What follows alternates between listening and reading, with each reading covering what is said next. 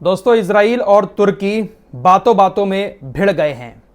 पिछले 10 महीने से तुर्की और इजराइल के बीच इतनी ज्यादा जुबानी जंग हो चुकी है कि इतनी जंग तो हमास और इजराइल के बीच जमीनी स्तर पर नहीं हुई है। तुर्की के राष्ट्रपति रजब तैयब एर्दोगान जुबानी जंग लगातार इजराइल से लड़ रहे हैं। आज फिर तुर्की और इजराइल के बीच एक जुबानी जंग हुई है। क्या इन बातों को रजब तैयब एर्दोगान की इस बार सीरियस लिया जा सकता है? क्योंकि बातें बहुत बड़ी बड़ी कही गई हैं रजब तैयब एर्दोगान और तुर्की के विदेश मंत्रालय की तरफ से। धमकी इजराइल ने भी पलट कर दे दी है। इजराइल और तुर्की जुबानी जंग में भिड़ गए हैं। दरअसल रजब तैयब एर्दोगान ने इजराइल के ऊपर अपनी सेना के साथ आक्रमण करने की धमकी दी है। रजब तैयब एर्दोगान ने कहा है कि जिस तरह से हमने अपनी सेना को लीबिया और काराबाग में उतारा था, हम उसी तरह से अपनी सेना को इजराइल में भी प्रवेश करवा सकते हैं। जिस तरह से तुर्की की सेना ने लीबिया और काराबाग में कार्रवाई की थी, उसी तरह से हम इजराइल के साथ भी कर सकते हैं। लीबिया और काराबाग में क्या किया था इजरायली सेना ने, यह बहुत लंबा मसला है।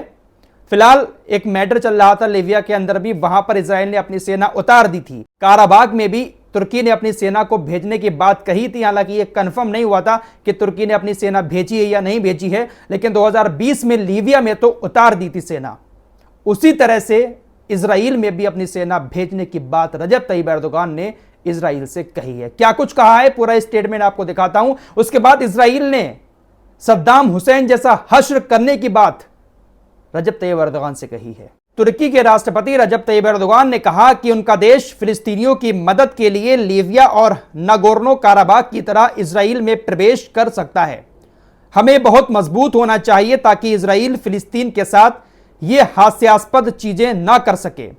जैसे हमने काराबाग में प्रवेश किया, जैसे हमने लीबिया में प्रवेश किया, हम उनके जैसा ही कर सकते हैं। रजब तैयब एर्दोगान ने अपने गृह नगर रीज में अपनी सत्तारूढ़ एके पार्टी की एक बैठक के दौरान ये सारी बातें कही हैं। एर्दोगान ने बैठक में कहा, ऐसा कोई कारण नहीं है कि हम ऐसा नहीं कर सकते। हमें मजबूत होना चाहिए ताकि हम ये कदम उठा सकें। रजब तैयब एर्दोगान ने इजराइल को कुछ इस तरह की धमकी दी। इसके बाद तुर्की के विदेश मंत्रालय का भी एक बयान इजराइल को लेकर आता है।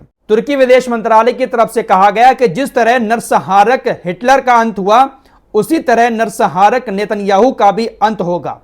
जिन लोगों ने फिलिस्तीनियों को खत्म करने की कोशिश की, उन्हें नरसंहारक नाजियों की तरह ही जवाबदेह ठहराया जाएगा। मानवता फिलिस्तीनियों के साथ खड़ी रहेगी। आप फिलिस्तीनियों को खत्म नहीं कर पाएंगे। यह बयान तुर्की के विदेश मंत्रालय की तरफ से आया। अब इतने सारे धमकी भरे बयान जब तुर्की की तरफ से आएंगे तो इजराइल इसका पलटवार ना करे, ऐसा हो ही नहीं सकता। वैसे मैं आपसे बहुत दिन पहले कह चुका हूं कि यह सब मिली भगत भी हो सकती है इन लोगों की।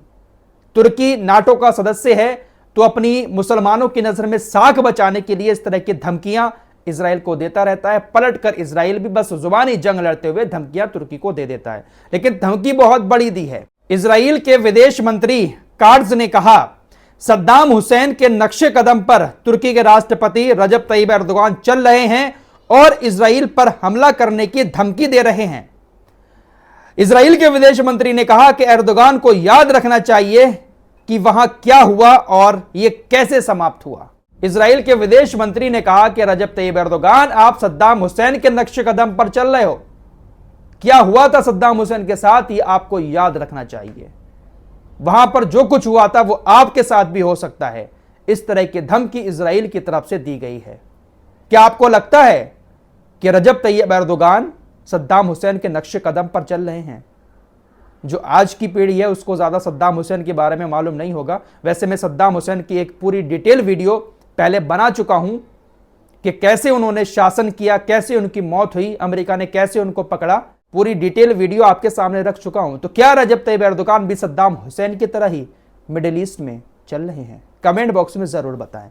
फिलहाल ये जुबानी जंग है और ये जंग मैदान पर होगी नहीं होगी कहा नहीं जा सकता। फिलहाल आगे बढ़ते हैं। फिलिस्तीन के राष्ट्रपति महमूद अब्बास बहुत जल्द तुर्की दौरे पर जाने वाले हैं और वो तुर्की की संसद में भाषण भी देंगे। तुर्की और महमूद अब्बास जैसे लोग जो है ना, फिलिस्तीन के राष्ट्रपति, ये एक ही जैसे हैं। इनकी सोच एक ही जैसी है। ये बातें तो बड़ी बड़ी करते रहते हैं, लेकिन इजराइल और अमेरिका के पिट्ठू हैं। दोस्तों, जंग लेबनान के बॉर्डर पर तकरीबन शुरू हो चुकी है। इजराइल ने कल लेबनान के कई सारे गांवों में घुसकर हवाई हमले किए हैं। दक्षिणी लेबनान के रबल थलाथील गांव को निशाना बनाकर किए गए इजरायली हमलों में कल रात कई घर जमींदोज हो गए।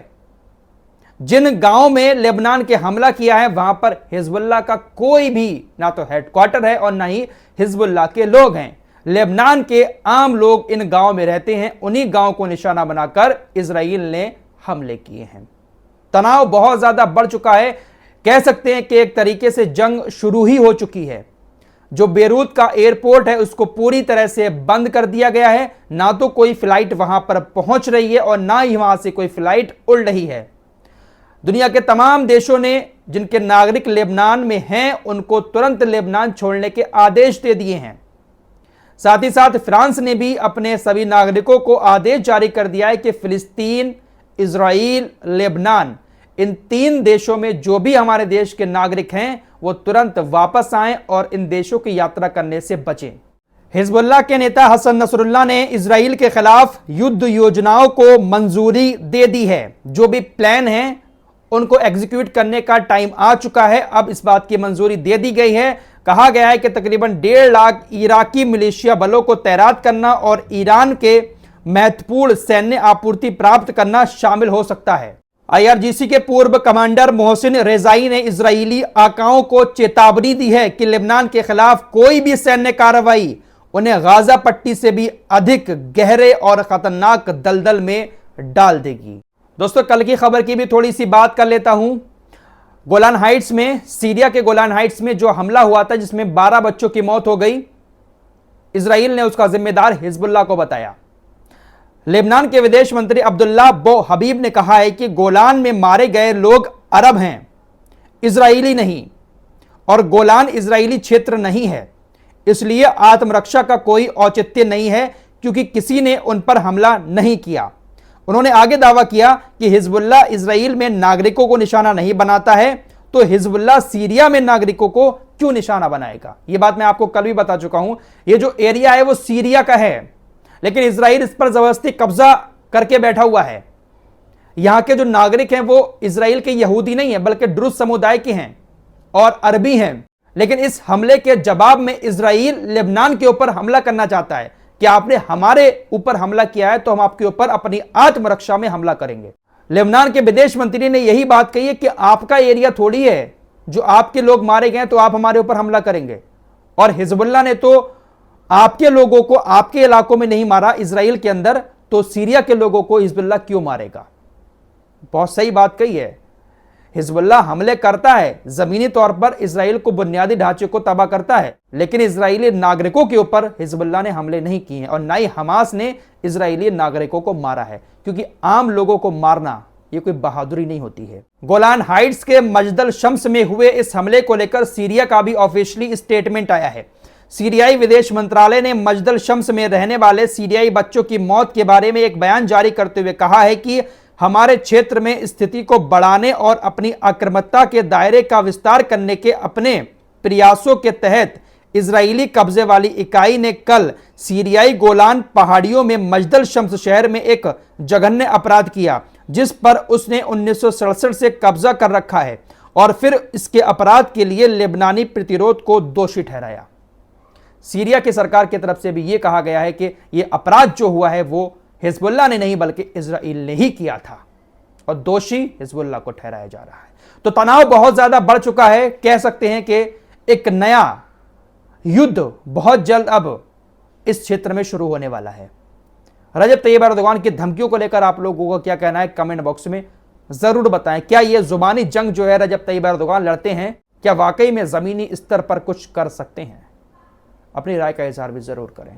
एक और नई रिपोर्ट के साथ जल्द हाजिर होऊंगा। तब तक के लिए अपना ख्याल रखिएगा। अल्लाह हाफिज।